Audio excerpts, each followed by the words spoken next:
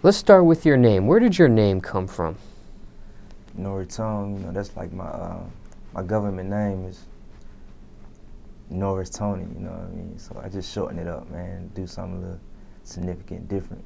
So, you know, Nori Tone got a little ring to it, you feel me? So, you know, I feel like that'll be dope. So, you know, shorten it up a little bit. Now, where are you from? I'm originally from Chattanooga, Tennessee, man. We call it Chattown, the key. You feel me? But, you know, born and raised in Chattown, you know, back and forth from Houston to Chat. I'm in Houston right now, so, you know, I got 2 homes right now. How long you been in Houston for? I've been out there right now since 2012 is when I moved back. Yeah, so I've been out there for a little minute now. Now, what's your opinion of the state of rap music in Tennessee right now?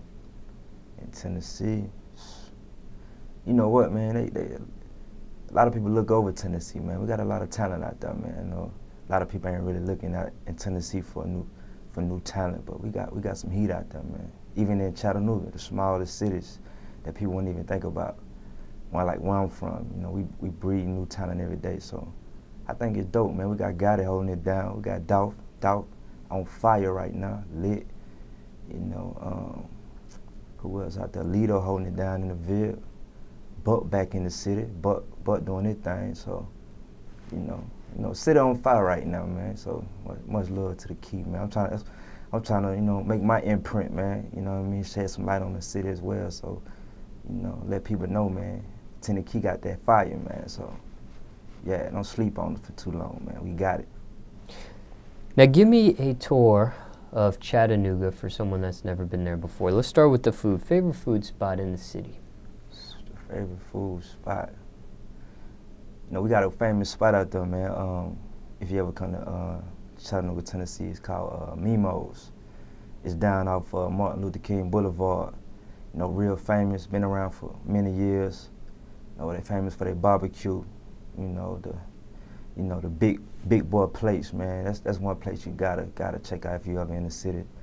Yeah, that's one popular place in Old Plantation over there off can't remember the road, man. I think Dawson Avenue, man. That's one popular place too. The food amazing over there, man. You know, we big on Southern food, man. We eat heavy down there, man. You know, we all about the muscle around there, chat. So, you know, Mimo's and you know, Old Plantation. What kind of food is Old Plantation? Barbecue as well. You know, they got the, you know, they're famous. They got big nacho. They do a variety of different things, but they're more famous for the barbecue. So, yeah.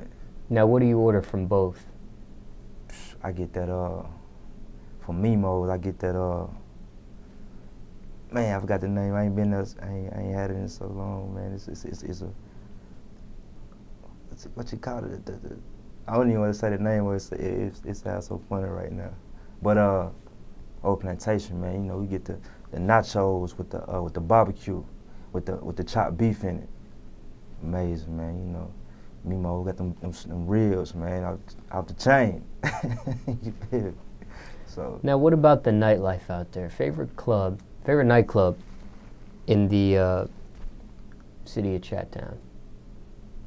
Man, it'd be so much. We used to have a bunch of popping clubs. We used to have club drinks off Brandon Road. They used to be popping every weekend, but it's so much drumming in the city, so many people bringing their problems to the club that, man, they shut it down, man. It don't stay open for too long, so we ain't really got no nightlife spots right now. Yeah. If the city just, you know, we traveling away from the city just to go turn up. Most of the time, they traveling to the A, Knoxville or Nashville to turn up. So we ain't, yeah, it's unfortunate, man. We ain't got no club to turn up, but drinks used to be the spot. You know, a lot of people that probably been in the chat know about drinks, man. They go down. A lot of your favorite artists done been turned up. So, you know, a lot of promoters get a lot of people come out there and, you know, show love. But, man, you know, they always bring a drummer so they shut it down, man. You know, the police ain't with it, so we ain't got nothing in the city right now. Not even strip clubs? We ain't even got no strip club, bro. We got some strip clubs, but they ain't worth it. You might as well come to the A, man. Turn up in Magic City. You know, ain't much out there, man. It's Desert Storm, but some good people out there, so it's always love. Now, if someone finds themselves in Chat-Town, we talked about the food a little bit, the nightlife. Anything else you recommend them go see, check out, visit? Let's see, man. Anything else that stick out to you? The beautiful thing about Chat, you know, is the mountains, man. You know, if you're ever out in the city, I mean, it's beautiful. It's a beautiful place to even live, but you know, it ain't too much out there for people to really do. So a lot of people don't really stay long. But if you ever out there, look out mountain, go up in the mountains, man. Check out the scenery. It's a beautiful view, man. It's a great view of the whole city, especially when the sun set, man. You see the city just light up, man. It's beautiful, man. It's one of the beautiful cities I ever lived, man. That's one great thing about the city, man. The scenery, the trees, man. It's beautiful, man. I love Chat, man. For real. Now let's take it back a little bit. What type of student were you in school? Oh man. Man, I consider myself, you know, the average student, man. I try to do what was expected of me, you know. Kept my grades up to par, you know. Attendance was immaculate. I think that's the reason why I even passed every grade, you know, because I was there every day. I made sure I was there. Nobody had to tell me to really go to school. I made sure that was my priority. I knew I had to get up out of that system right there. So that was like my first priority. I was pretty cool in school, man. I tried to, you know, my freshman year, you know, I became a little popular, man. I started, you know, getting in the mix, man. Started getting into them whips, man. Mounting them up, painting them, and, you know, start standing out. So I was the man in high school, man. Yeah, I was the dude, man. Jobs you had growing up, if any? Man, my first job was, I got my first job probably when junior high, 8th grade summer. I got my first job at Crystal's. That was like my first job, man, my first ever job. I had to get me something ASAP. I needed some money, so they were like, it was close to the crib. I ain't really had no wheels at the time, so it was like walking distance where I lived at. So, you know, Crystal was like my first ever job. It's the first job that ever gave me a check to really put towards something beneficial, like a whip. They bought me my first Chevy, man. 1977 Chevy Coupe Glass House, 2-tone. Yeah, I remember that. Any crazy customer stories dealing with that job, if any? Man, it was some crazy days over there, even crazy nights. I worked overnight, so it's on the weekend. You know, people leaving the club, they tipsy, they loaded. You know, they coming in there ordering 1 million crystals. You know, we taking our time trying to get it prepared for them. They, you know, they getting impatient. They getting mad about the food, man. It's been crazy nights. People throw food back in the window. You know, don't have all the correct money. Think you finna give it to them free. You know, it was crazy, man. It was. I had a lot of great experience up in there, man. I never forget it. Yeah. What's the worst thing you put your parents through? Believe it or not, man, I hardly took my parents through anything. I was so self-reliant that I didn't even really bother my people. And I knew I knew I had to get out here and grind on my own, so I really tried to not really bother them. You know, my mom and parents, they split up before I was born, so my mom was a single parent raising me. So I was, you know, a man on my own, so moms and pops, they was there for me, but I was pretty much on my own, man. So, you know, salute my mom and pops, man. But you know, I did it by myself, man. So I know they're proud of me today, but you know. Yeah. What's your message to the youth? My message to the youth, man, would be, man, you know, find something you truly passionate about, something that you really love doing. You know, take it serious, don't play with it. You know, I know a lot of people give you that follow your dreams speech, man, but you know, sometimes you really got to deep down within yourself and find out what you truly passionate about and what you really want to do in life. So my message to the youth, you know, keep the drive, stay focused, don't let no no one, shatter your dreams. Don't follow the trends. Don't do what you see what other people doing, man. Come up with your own everything and capitalize on it. And I guarantee you'll win in the end. You know what I'm saying? You just believe in yourself, not in the hype. Yeah. Now let's talk music a little bit. What do you hate the most about the music industry? Right now, I hate how it's just oversaturated. It's hard for people like myself, a new artist, to try to, break in the game and make and get noticed, because there's so much people doing the same thing that when someone new really come along that really got all the potential, really got it all, but people overlook that person. They feel like they already done seen it before, and they tired of it, but they not really not giving it a chance, an opportunity to reveal what it really could be. There's so many people doing the same thing that it's just hard, man. Hard to stand out. Then the game ain't how it used to be, man. You can't really sell million CDs out the trunk no more. Everything digital. You gotta be online, social media, Twitter, Instagram, SoundCloud. You gotta really grind hard through social media. It's not really how it used to be, man. Grinding in the street, passing CDs out, really how it used to be. I just hate it with the way it is, man. But it make you grind more. It make you grind even harder and smarter, and it make you come up with more strategic, plans to a way of doing things. But it's hard, man. It's hard to get in this game, man. But someone like me, a new artist, man, I'm gonna do whatever I gotta do to get in it, man. So I'm a young cat, man. I learned a lot from my OGs, so I'm gonna find my way in there some kind of way. But hopefully I stand out and people take notice of a young cat like me trying to win. So it's I can go on and on about the music and how it is right now, but who am I to say anything, man? My opinion don't mean anything, but it is what it is. Top 3 things you need in the studio. Most definitely need my hot tea, man.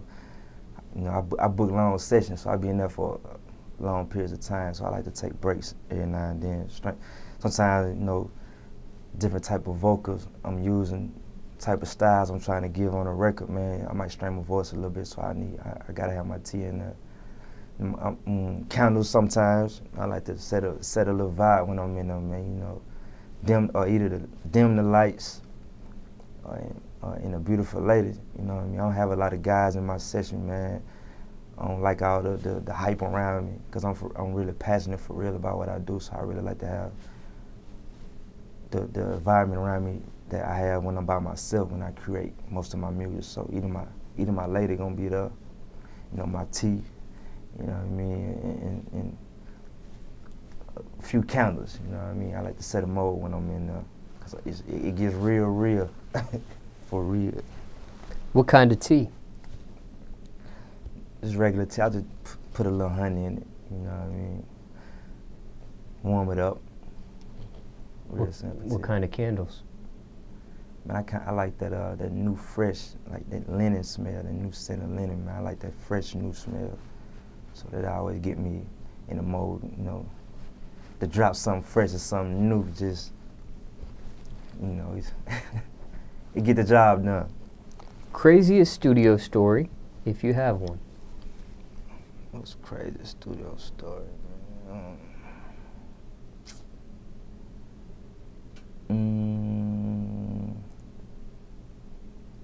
I can't even think of one, man. I can't even think of one. Not out the head right now. What's the realest song you ever wrote so far in your whole catalog of music? The realest joint. On my I got a project I released the beginning of January 2015. I titled it Walkin Lick, hosted by DJ Mr. Rogers. I released it in Houston. I got a song and I dedicated. It was like a letter to my mother. Me and my mother never had really the father-son, the best father-son relationship. So, I did a song, it's like a letter to my mother, just explaining to her, as a youngster coming up, how it's a lot of stuff I held in that I never told her, that she never knew. Because I knew back then the time frame to really talk about what was going on between us when we wouldn't have been able to talk about it. So I did a little song to let her know how I truly felt as a youngster from then to now, to give her a better understanding of that I'm a grown man, and I still kind of, think about the times that I kind of resented my mother, and I just wanted to let her know that it still bothers me today. But as a man today, I'm over it. I done got over it, but I still want to let her know that I love her. It's like one of the realest songs I ever wrote. I entitled it Dear Mama. She didn't really take too fun of the song, but it was a real song from my heart. I get emotional every time I hear it. It's one of the realest joints I ever wrote. And, yeah, I love that joint, man. What are your keys to success? My key to success is, man, staying consistent, keeping a strong mindset, staying focused, strategizing, not jumping the gun, thinking before I do everything, man, planning everything out, because sometimes still right now, sometimes I think about things and don't think it all the way through, and I don't win in the end. And one of my mottos is winning, so I try to make sure that everything that I do, I'm gonna benefit in the end, or you know what I mean, it's gonna eventually become something. I don't like to miscalculate things and overwhelm myself with certain things. So I just try to keep a focused mind about things, strategic plan, and stay consistent. That's like a couple of my goals of success right there. So what you got going on right now? Man, right now, man, I've been grinding, I've been in the studio just coming up with a lot of music, trying to get my catalog right.